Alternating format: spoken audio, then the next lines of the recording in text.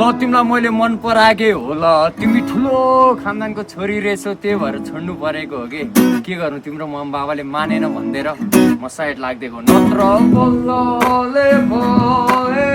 बोलै बोलाउँथे घरले हुने भए घरै पो गर्थे मनका कुरा नहो बुझ्ने कसले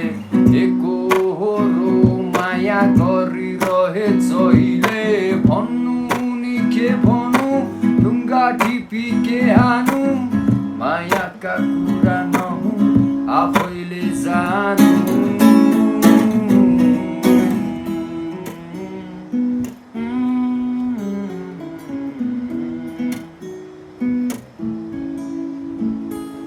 नभने का कुरा मनले भनेको कुरा मनले बुझ्ने हो कि तिम्रो परिवारले बुझ्ने होइन मन पराउँछ भने आएर फेरि आइलो कि भनिदेऊ न म हेर्नुलाई नि बाँकी सेटिङ के छ र आफ्नै त हो नि